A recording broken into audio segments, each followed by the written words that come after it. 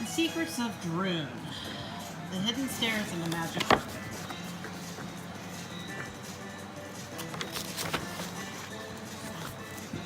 The small room.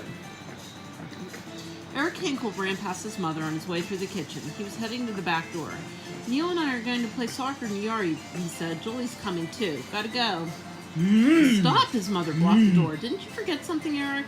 She held out her hand. She was holding empty garbage bags. Eric looked at his mother. He looked at the garbage bags. All of a sudden, he remembered. Oh no, I forgot about the basement. Knock, knock. Eric sighed. He pulled the door open. Neil Kroger stepped into the kitchen. Neil lived at the end of Eric's street. He was Eric's best friend. Hey, what's up? Neil asked. I have to clean the basement, Eric grumbled. Mrs. Hinkle gave Eric the garbage bags. You know your father wants to start remodeling the basement soon. This was supposed to be your special job. Neil made a face at Eric. That doesn't sound like much fun. According to my dad, it's not supposed to be fun, Eric replied. It's supposed to be done. Give it 2 hours, Mrs. Hinkle said. She pointed at the clock. It was 2 o'clock. 2 whole hours? Eric headed for the basement door. Hey, I'll help you, Neil. We'll sort of be a team. Maybe we'll find some cool stuff. Eric smiled. Neil's a true friend, he thought. He'll even help clean up junk. Okay, come on. Eric flicked on the light and the two boys tramped down to the basement. On the right side of the stairs was a playroom. It had paneling on the walls, bookcases, and a toy chest, a big sofa, and even a television. This looks pretty clean, Neil said, peeking in. If my basement was like this, I'd live down here. Eric liked the playroom, too. It was a great place to hang out on rainy days. The playroom isn't the problem, Eric said. Look over here. He stepped onto the other side of the basement, the room on the left side of the stairs. The side his father was going to remodel. What a mess, Neil said, looking around. On the wall was a tool bench filled with jars of nails, nuts, and bolts. On the other wall was cabinets lined with canned food. Old washer and dryer set against the third wall. And everywhere in between was junk, in piles, in bunches, in cartons, in boxes. There was even a dusty old chair sitting in the middle of the floor. We'd better get started, Eric muttered. Neil slumped into the old chair. We? Did I say it would help? Eric stared at his friend. You said we were a team. I'll be the coach, Neil said with a smile. Tap, tap. A face appeared in the basement window. It's Jolie, said Eric. He waved. Come on, come in. Jolie Rubin had been friends with Eric and Neil ever since they got stuck in a tree together in kindergarten. Since then, they'd all been in the same classes. They even went to the same summer camp. Hi, Jolie said as she raced down the stairs. She held a soccer ball on her arm. I thought we were going to play, she said, checking her watch. It's only 2 o'clock. Eric dragged a big toy box out from under the stairs. Sorry, I've got to clean all this stuff up. And I'm coaching, Neil said. Ball, please. Jolie passed the ball to Neil and looked around. It looks like a big job. I'll help. How about a little game first, Neil said. He stood up and bounced the ball once. Then he swung his foot hard. Heads up, everyone. Wait, Eric yelled, ducking behind the box. Too late. The ball was already in the air. It bounced off the tool bench and smacked Neil right in the face. Oh, my nose! Serves you right, said Jolie. The ball bounced off the washing machine and rolled into the shadows by the stairs. I'll get it. Jolie jumped after the ball and stopped. Hey, what's this, she said, pointing to the door in the wall under the stairs. It was open slightly. My house has that too, Neil said. There's a cool little closet inside. Eric remembered seeing that door a million times, but he'd never been inside. It must have swung open when I pulled that box away. Well, I think the ball went in there, Jolie said. She swung the door open further. Cool. Inside was a small closet. The ceiling was on the other side of the basement stairs. It slanted all the way to the floor at the back of the room. In the center sat the soccer ball. This is great, Eric said, peeking over Jolie's shoulder. We can put some junk in here. Jolie stepped into the room and reached for the ball. It's an awesome secret hideout. Let me see, Neil said. He jumped over to Eric, accidentally pushing him to the door. Blam! It slammed shut. A muffled scream came from inside the room. Help! Cried Jolie. I'm falling!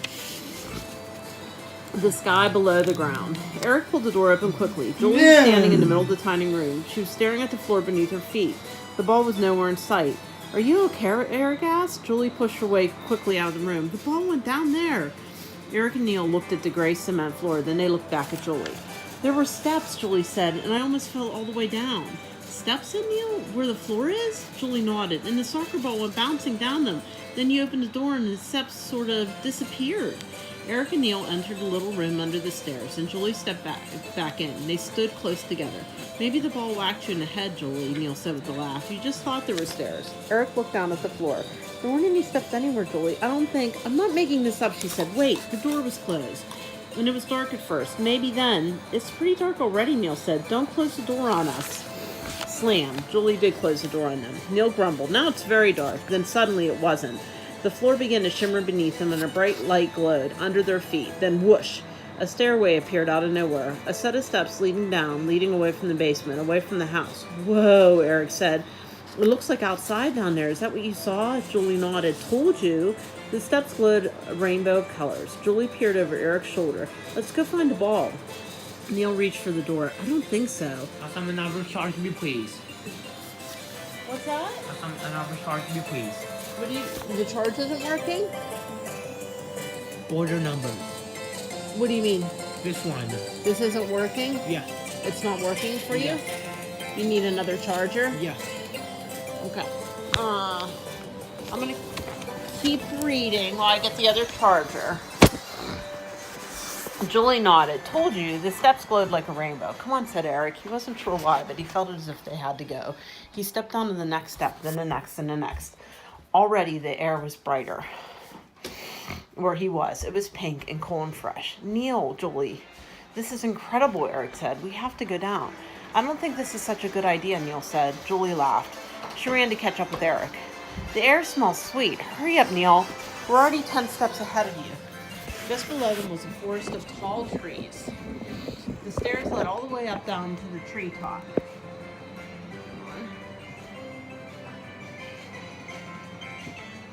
Want to make sure it's charging? Is that good? Unbelievable, Eric whispered. Do you think this is some sort of magic? There's no such thing as magic, Julie said, biting her lip. She always did that when she didn't understand why things were happening. But this place is beautiful. Strange, too. It's sort of like a theme park. Eric stopped. What he saw coming out of the pink mist was not from any theme park he'd ever been to. Uh-oh, he gasped. What do you see? Neil asked. Eric froze on the steps, pointing into the mist. Lizards, I think. In the trees, Julie asked. That's not normal. No, Eric said. Flying lizards, big ones with weird-looking red guys riding them. That's not so normal, Neil said. Thwang. A long flaming arrow whistled past Eric's ear. Not so friendly either. They're attacking us. Groggles and Nins. Swang! Another arrow flew out from them. Suddenly, flying lizards were everywhere. The riders on their backs were getting their bows ready for another shot. Run back up to my house, Eric shouted. We can't, Julie said. The steps are disappearing. Look! She pointed. The stairs were fading into the mist, vanishing into the pink sky. Oh man, Neil cried. I knew this would happen. Bang! A third flaming arrow shot by. Follow me to the bottom, Eric yelled. We can hide in the trees. He rushed down, jumping 2 steps with every jump, but the steps were disappearing under him. No, he cried. He tumbled into the air. Ah! Julie screamed. Neil shouted, grab onto the... Eric didn't hear the rest. He felt like a rock through the trees, branches snapping and cracked around him. Oof! Eric moaned when he finally hit the ground. He lay there facing the sky. For a second he couldn't remember where he was. Then he saw the giant lizards circling lower. Caw! Caw! They dived towards him. Holy cow, Eric tried to crawl under a bush. Ouch, my ankle, he groaned. He must have hurt it in the fall. He could hardly move. The lizards swept even closer to the treetops. When they swooped, Eric saw the riders clearly. Their skin was as bright and shiny as red crayons. Oh man, I must be dreaming. He whispered to himself. A really bad dream, too. It's bad, said a voice, but it's no dream. Eric turned his head. Who said that? Shh. Suddenly the bushes before him began to move, and someone leaped out at him. It was a girl. She was dressed in a blue tunic. A thick brown belt was around her waist. The lizard swooped again. The girl picked up a pebble. She threw it hard. It hit a distant tree with a loud smack. Over there, cried a lizard rider, pointing to the tree. The lizards flew. Whoa, cool move. Eric looked into the girl's green eyes. Her skin was as pale as a cloud. But who are you? Kia, she said. You must be from the upper world. How did you get here? Eric blinked when he thought of how to tell her. I sort of fell? You picked the worst place in all of Droon. Ward Spar is very close. His red nins are everywhere, hunting for me on their flying groggles. Oh my, flying groggles. Lord Spar, Eric repeated. Nins, groggles. Did you hurt yourself? The girl pressed his finger on Eric's ankle. Ouch, Eric grunted. It's probably sprained. Then the girl opened a small leather pouch on her wrist. She sprinkled some sparkly dust on Eric's ankle. Better? His leg began to tingle. He moved his foot. The pain's gone. How did you do that? Never mind, said the girl. She began to scribble on a piece of paper. You have to help me. Find Galen and tell him to send this message to my father, King Zello. King, Eric repeated. You're a princess? There they are. Get them, a voice cried out from above.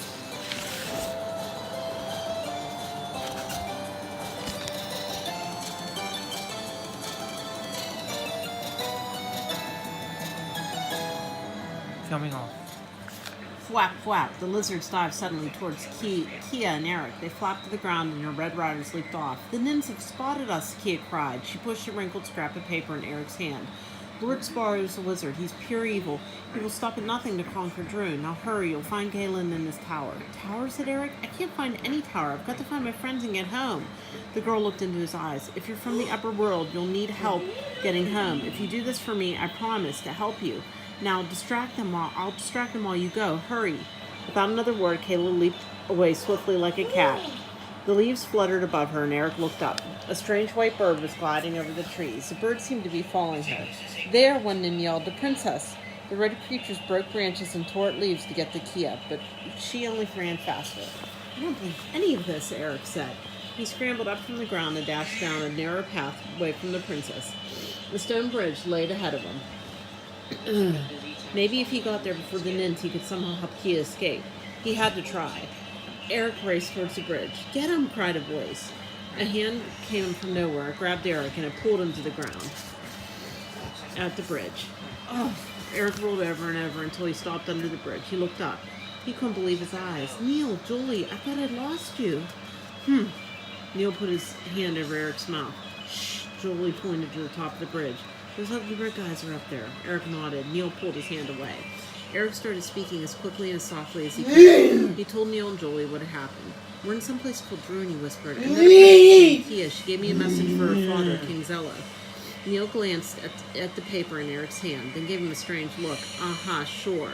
The red guys are called Nins, Eric continued. We have to see what they're up to. Give me a boost. Neil grumbled, but he put his hand so Eric could hoist himself up. A moment later, Julie was next to Eric. Together they peeked over the top of the bridge. Uh-oh, Julie whispered. On the bridge were at least a dozen Nins.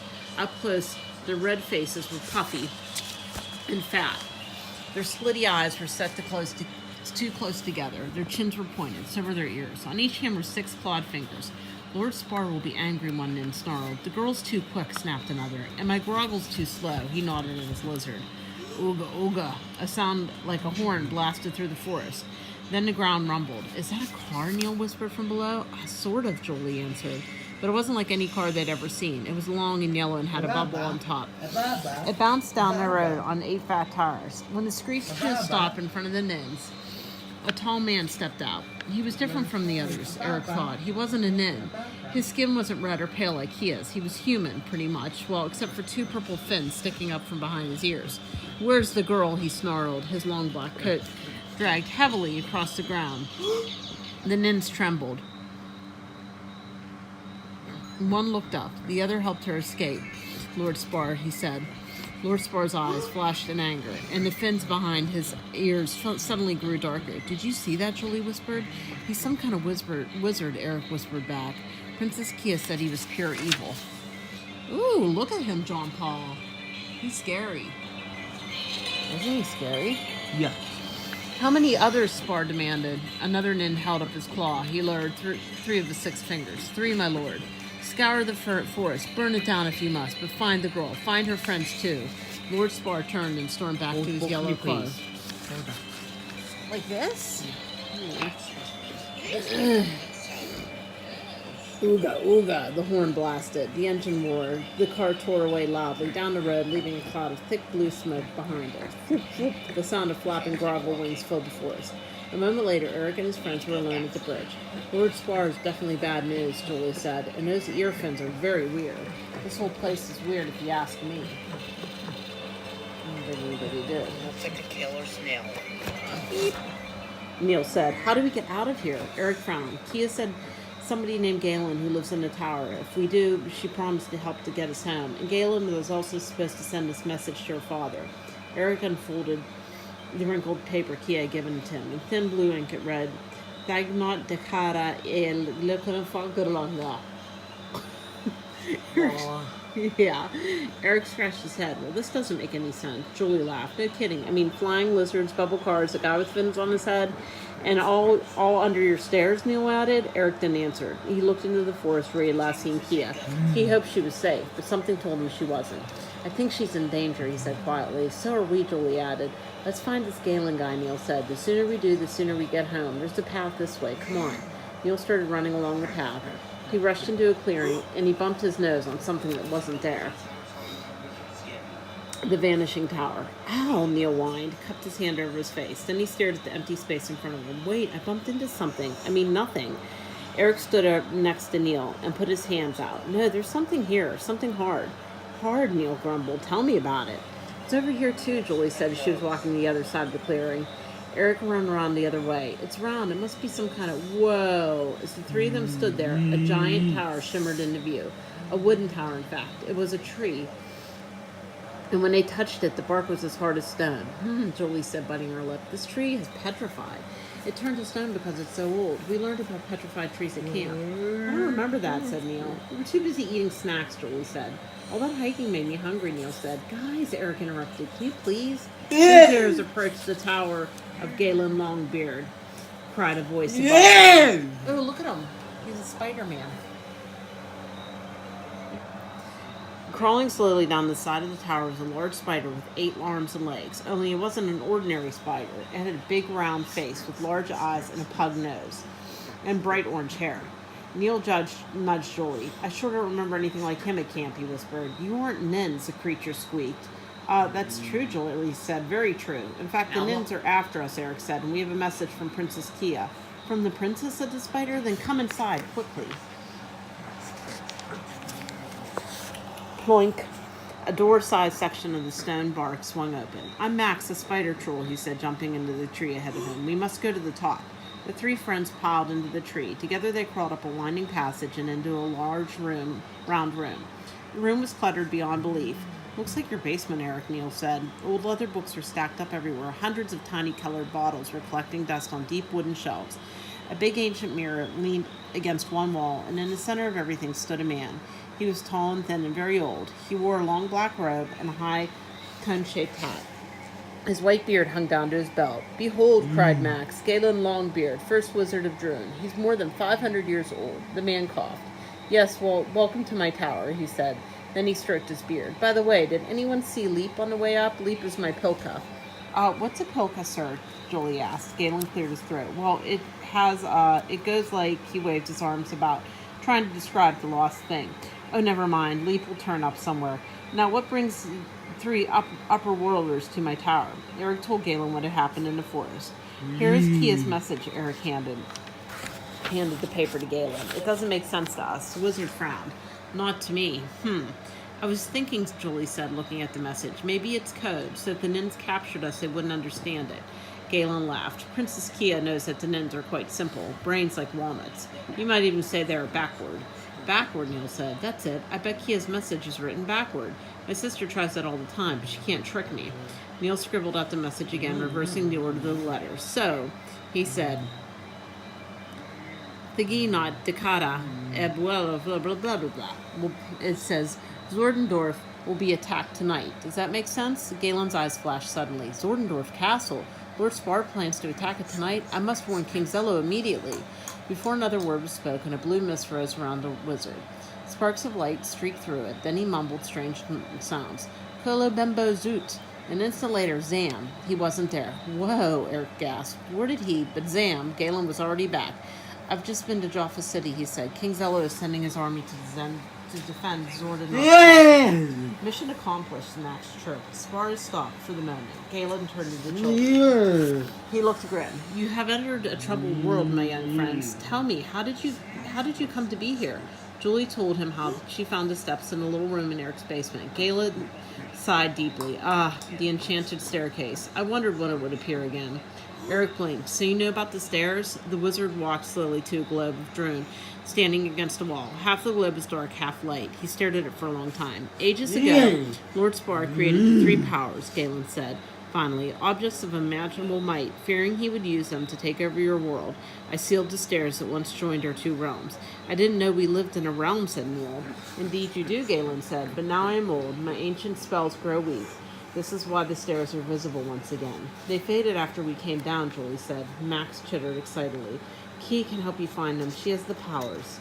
Eric remembered how the princess cured his sprained ankle. Is Kia a wizard too? Before Galen could answer, a buzzing sound came from across the room. Zzz. Everyone turned to the old mirror. The rippled surface was flickering with a strange glow. A big screen TV, Neil joked. How many channels do you get on this thing? I use it to keep watch over Droon, Galen said. He waved his hand, and a scene moved hazily over the surface of the glass. Like me, this mirror is old, but with it I can see most of what happens. The wizard's eyes suddenly widened in fear. Oh dear. What's the matter? Julie asked. Galen pointed at the scene coming into the mirror. It showed a vast black castle. Blood, he gasped.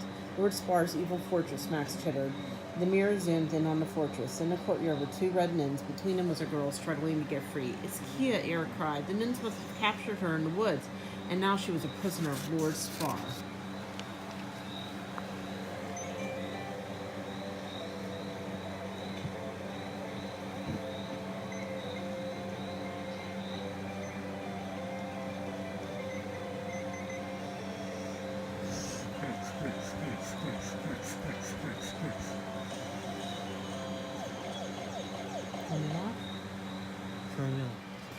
Home must wait. The forbidden city of Plud, Max said. The nuns have taken Princess Kia to the Plud. Eric stared at the mirror. She seems really afraid. What are we going to do? We must go to her, Galen said, pulling a large sword from the wall. Plud is an evil place. It is where Kia's mother, Queen Relna, fought her last battle against Spar. Neil shivered. You mean she's dead? She was never seen again, Galen said as he slid the sword into his belt. But that is not the worst of it. Spar now seeks from Kia the Red Eye of Dawn. It is one of the 3 powers I told you about. It is a jewel that commands the forces of nature. Does Kia have it? Julie asked. Galen grabbed the helmet from a shelf. I do not know. Even Kia doesn't know. To stop Spar from using the powers for evil, I cast them to the winds and charmed them to change their shapes. No one knows what they have become. But Spar will stop at nothing to have them again, Max chittered, scurrying towards the passage to the ground. I fear for Kia. Hurry. Zzz. Wait, Julie said, turning back. The mirror. The hazy glass showed a city of bright towers, as light and as sunny as Plud was dark. In the distance, a black cloud of groggles was descending. Spar has tricked us, Galen boomed. His nuns are attacking Jaffa's city. Oh, I hope the princess can defend herself against Spar until I return. I must go to Jaffa this instant. Wait, said Eric, turning to his friends. Kia helped me in the forest, and she was going to get us home. Now she's in trouble. I mean, we have to help her. How can we get the Plud? Julie asked Galen. Hey, Neil yelled suddenly. He jerked back, tumbling over a stack of books and hitting the floor with a thud. Something just licked me. Leap, cried Max. He sprang up and landed in midair. That Pilka! I'm sitting on her. Galen quickly pulled at the air under Max. As he did, a silken fabric seemed to collect in his hands, and a creature took shape in the room. It was an animal the size of a horse, but with long white fur and 6 legs, and had a friendly face. It looked like a shaggy camel. Pilkas are quite friendly, said Max, and quite fast. Leap seems to like you, Master Neil. Brrr, the creature whinnied loudly. She plodded to the passage door and turned her head back, as if beckoning the children to follow. Eric looked around at his friends. We're running out of time, Julie said. Neil nodded. Plus we're a team, right? Eric felt his heart begin to race. I guess we're going to Plud. You okay? Yes. Okay. The Forbidden City. Take Leap at once, Galen told Eric and his friends as they stood outside the tower, and take this invisible cloak. It may come in handy. And take me, Max twittered. I may come in handy too. Besides, I know the way to Plud. Galen smiled. Good luck, my young friends, and remember what I'm about to tell you. Droon is a secret to your world. When you return home, tell no one about us. Also, you must not take anything from Droon with you, nor leave anything from the upper world behind. Why, Eric asked. For every object left here, a thing from Droon will appear in your world, the wizard replied. And it may not be a good thing, Max added.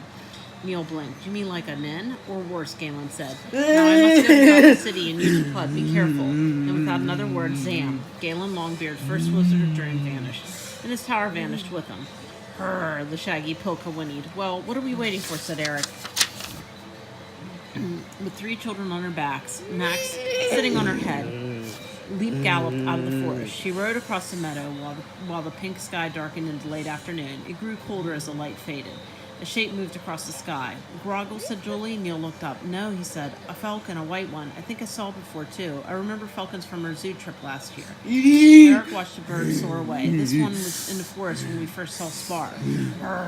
Leap whinnied sharply and slowed her gallop. Hush now, Max whispered. We are close. He pulled his reins, and the Pilka plodded up a low hill to a jagged ridge. The high black walls of the large city loomed before them. The sky was thick with clouds. The air smelled of smoke. "Let me guess," Neil said. "This is Plud." The three riders slid to the ground in a grove of trees. Max jumped down with Leap's cloak. "Don't forget this. Invisibility might be useful." "So would a magic key," Julie said. "Those walls are super high. How do we get in?" The ground began to rumble. "A car," Eric whispered. "Yes, Spar's car. The gates will open for him. He's our way in." "Ooga!" Spar's car roared loudly as up the road. The polka reared, spooking at the sound. "Leap, wait!" Max shouted. But the animal broke away from him. He scurried down the hill after her. "Leap, Leap! Come back, Max," Julie said. "We need you." The car roared by. The gates of Plud opened. "We're losing our chance," Eric hissed. "Come on." He grabbed Neil and Julie. The three of them dashed in after the yellow car. They jumped behind a low wall just as chong, the huge gates closed. Spar's car screeched to a stop in the courtyard. A group of nuns raced out to greet their master. "The princess is in the main tower," one said. Without a word, Spar stomped onto the fortress. The nin guards marched after him. "Okay," Eric whispered. "Let's go." Quietly. They slid into the fortress. The hallways were as narrow and dark as the streets outside. Nin's footsteps echoed loudly on the stone floors. Julie stopped. "Wait, do we have a plan?" Eric peered in the darkness. "There are some steps ahead. If we sneak up the main tower, maybe we can get to Kia before Spar does." Neil nodded. "And get back out, too, right?" "Of course," Eric said. "Sounds good," said Julie. "Lead on." They tiptoed up the long stairway. After what seemed like hundreds of steps, they reached the top of the main tower. At the end of the short hallway was a door. Two big men in black armor guarded it. "Do we have to fight them?" Neil whispered out of breath. Eric shook his head. "No, now we use some magic." He pulled Galen's cloak over himself. "I like it," Julie said. Poof, you're gone." "Hide in the shadows," Eric said, then completely invisible. He slid down the hallway. He jabbed one of the guards in the shoulders. "Stop that," the nin yelled. He swatted the other nin in the arm. "I didn't do anything," the second nin cried. He whacked the other on the shiny black helmet. "I'll get you for that," the first nin yelled. "Not if I get you first," the other growled, butting the first one on the head and chasing him right past the kids and down the stairs. A moment later, the hallway was clear. "Great job," Julie said as Eric pulled off the cloak and looped it around his belt. "I'll stand guard outside," Neil said. "You two go in and get the princess." Eric and Julie unbolted the door and pushed it open. They entered a small dark room. Princess Kia was sitting on the floor. She looked up and jumped. "The boy in the woods!" Eric grinned. "We've come to rescue you." Kia smiled. "I knew someone would come." Then her smile faded. "But if we're going to get out of here at all, we need to hurry." As quickly as she had run through the forest, Kia scampered from the room and down the hall. Eric, Julie, and Neil followed her. "Spar thinks I have the red eye of dawn," Kia whispered. "With it, he plans to conquer all of Droon." And so I shall, Princess Kia." The four children froze in a dark hall. Out of the shadows stepped Lord Spar. Prisoners. Plump, plump. The children were marched to a room to the top of another tower. A dozen nin soldiers in shiny black armor surrounded them. Clang. The iron door was bolted shut. They were prisoners. Lord Spar paced back and forth before a thick blue curtain that covered one of the walls. "Princess Kia," he began. "You and your friends spoiled my plans to attack Zordendorf's castle, and Galen discovered my little raid on Java City. No matter, having you as a prisoner is far more valuable. Besides, you have something that belongs to me." The princess backed away. "Let us go, Spar. My father is on his way here right now." Spar laughed. "Neither your father nor your mother will ever see you again." "My mother died," Kia said. "Am I?" The sorcerer smirked. "Your mother is." Then he stopped. His eyes flashed. "A leather pouch on your wrist." "What?" Kia said. Spar grabbed the pouch from Kia. "My mother gave me that," she cried, trying to take it back, but Spar held it high. His fins turned inky black. He began to shake. "Oh, Joel, if it is you, show me your shape to be true." At once the pouch began to shrink in Spar's palm. It shriveled to the size of a small egg, then it turned very smooth. Then it turned red. It began to glow. "No," Kia gasped. "No, no," Spar howled. "The red eye of dawn, you've had it all along. Now I have it. The first power is mine once again." "Give it back to her, you smelly fish head," Eric yelled. He rushed at Spar, but one of the nins grabbed him and pushed him roughly into Julie and Neil. Then the sorcerer spoke words that made their blood turn to ice. "I know you three." "What?" Julia said. "How could you? You are from the upper world. You have found the stairs." "My stairs," Spar pointed at Eric. "They are in your house." Eric shuddered. "How do you know that?" "I know many things about you," Spar said. Then he reached back and tore the blue curtain aside. "Uh-oh," Neil whispered. Behind the curtain was a tall display stand. On the stand was a round black and white object. Our soccer ball, Julie exclaimed. I have learned much from this object, Spar said, hovering over the ball, but not as much as I shall learn when I'm done with you. Suddenly a voice cried shrilly from the window. You are done right now, Spar. Everyone turned to see a mop of orange hair scurry down the wall. Max, Julie cried. The one and only. Max jumped to the floor and quickly spun a sticky web of threads around Nin's feet. Ha ha, he chittered. Guards, Lord Spar sputtered. Take them all to the dungeon. His red warriors lunged at the children and tripped on Max's gooey web. All right, Eric cried, leaping for the soccer ball and tossing it high. Neil, your famous bad kid, just like in basement. Neil grinned. Heads up, everybody. He jumped at the ball and kicked it hard. Ah, one Nin groaned. My nose! It serves you right, Julie shouted. She snuck up and kicked the ball again. This time it went straight for another Nin's stomach. He fell back into the other two's, knocking them onto the floor. Score, Eric said, diving for the ball. I'll get the red-eyed of dawn, Kia cried, but Spar spun around and waved his fist. Kablam! A bolt of red fire shot from his hand. He staggered backwards as the fire blew past Kia, punching a hole straight through the wall to the hall outside. We'll get the eye later, Eric shouted. Everybody out. He jumped through the hole in the wall with Neil and Kia. Julie and Max ran after them. They all rushed down the hall, but the Nins were right on their heels. This way, Eric said, tumbling across the narrow door. He tossed a soccer ball to Julie and slammed the door behind him. Uh-oh, said Neil as he looked around. Dim light from a high window showed as they were in a very small room. Uh-oh's right, Julie said. I think we found a dungeon all by ourselves.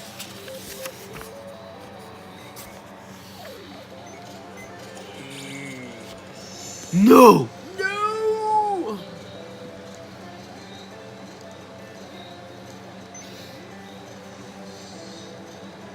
Yeah.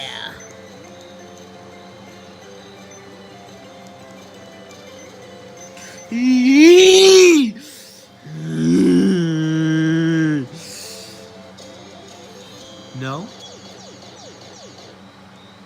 Going off? Yeah. 9. Into thin air. Wham wham. The Nins battered the door, but Eric and Neil held it as tight as they could. Dungeons don't have exits, Max said, crawling to the window. This is a storage room. Too bad it's not a magic storage room, Julie said. The invisible cloak isn't big enough for all of us, and there's nothing here but dumb old rugs. Rugs, said Kia. They might be old, but maybe they're not so dumb. Check the label. Clonk. The Nins banged harder on the door. Julie read the label. It says, Rugs by Pasha. Do not remove this tag. Kia's face lit up. She nearly laughed. Find a green one with purple spirals in the corners. There's no time to pick out a rug, Eric said. Not just any rug, Kia said. A Pasha original. She helped Julie tug out one big carpet. They spread it on the floor. Crack. The door started to splinter. Eric felt his strength slipping away. We can't hold this door much longer. Everyone on, Kia said, sitting on the rug.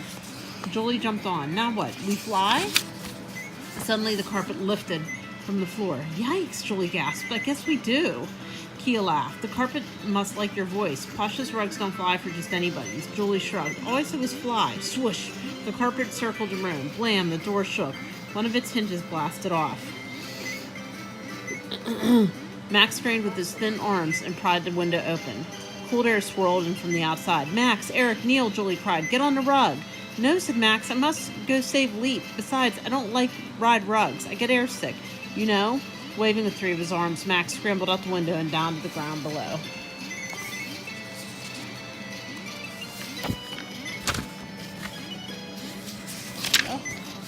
Neil jumped onto the rug, holding the soccer ball between his legs. Whoa, it's wobbly up here. He clung to the long fringe and held out his hand to Eric. Grab on, pal. Crunch. The door burst open and a dozen Nins runched in, the Lord Spar in the lead. Eric leaped to the carpet. I will stop you, Spar cried. He thrust his fist at it. Red out of dawn, give me the power. Kablam. Bolts of jagged fire exploded in the room, just as the carpet slid out the window. The rug pulled away into the air, but Spar aimed his fist again. He's going to blast us, Neil yelled. Suddenly, the white falcon was there, tearing out of the clouds. It swooped with incredible speed right at Spar. It's attacking him, Kia cried. Kawoom! The flame from the red jewels seemed to engulf Spar's hand. He stumbled back, his face twisted in pain as the fiery bolts flew harmlessly into the air. Missed by a mile, yelled Julie. She steered the rug higher and higher into the sky. I will hunt you down, Spar shouted, but the falcon swooped again. Like this one. What's that? Pick her up, this one. I think it's PC. It's like his controller on the PC. Missed by a mile, Julie yelled. I will hunt you down, Spar shouted, but the falcon swooped again, driving him back from the window. Swoosh, the carpet lifted up from the fortress. Yahoo! Eric yelled as they soared into the sky. He was still yelling when they disappeared behind the clouds. the world under the stars. Swoosh, swoosh.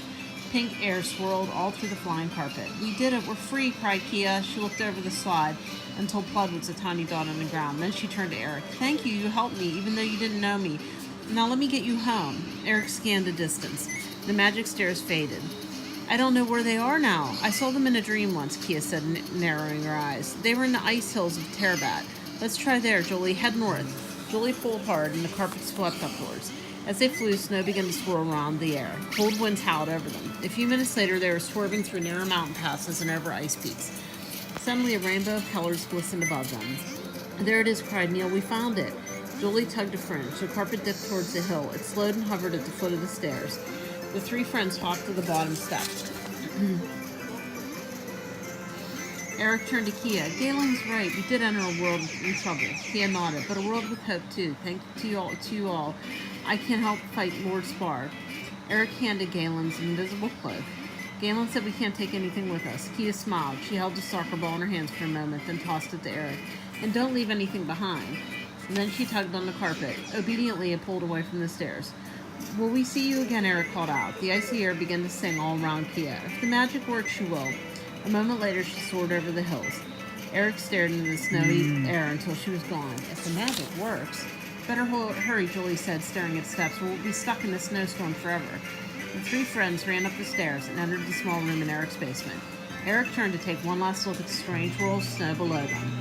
Goodbye, Droon, he said. He touched the wall next to him. Click, the light went on. The cement floor instantly took shape beneath him. The world under the stairs disappeared, as if it never existed. The three friends just stared at one another for a long time. Finally, Eric opened the door and walked out into the basement. It was still cluttered and messy. I don't know, he said, dropping the soccer ball into the dusty chair. It does seem kind of impossible, doesn't it? Oh yeah, Neil said, holding his stomach. I still feel that rug bouncing under me. And we helped Kia, Julie said. That was real. It was too cool not to be real. Eric slid a box in front of the door. Galen told us to keep Droon a secret, and Kia said we'll know we're going back if the magic works.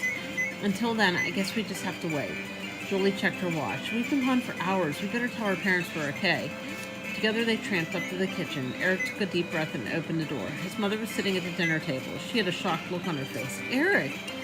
Mom, let me try to explain. Eric, she said, you'll never get the job done if you give up so soon. She pointed to the clock. It was only 10 minutes after 2.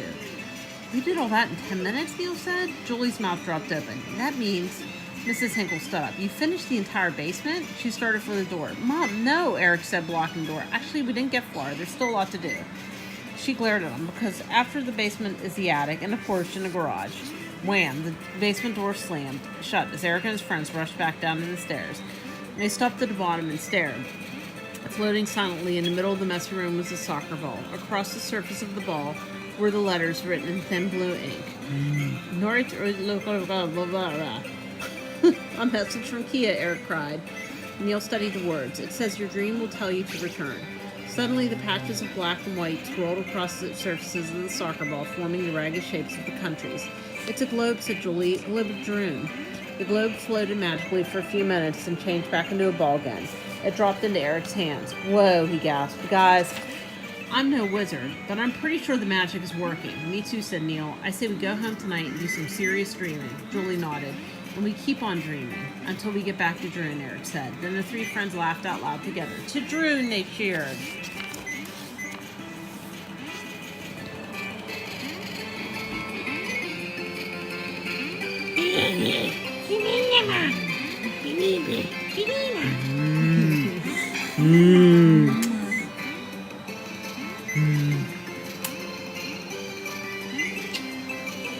Knights are sword.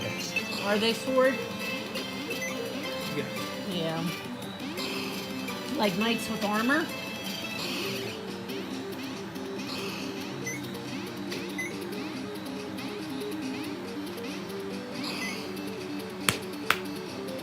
Really? You're like, yeah.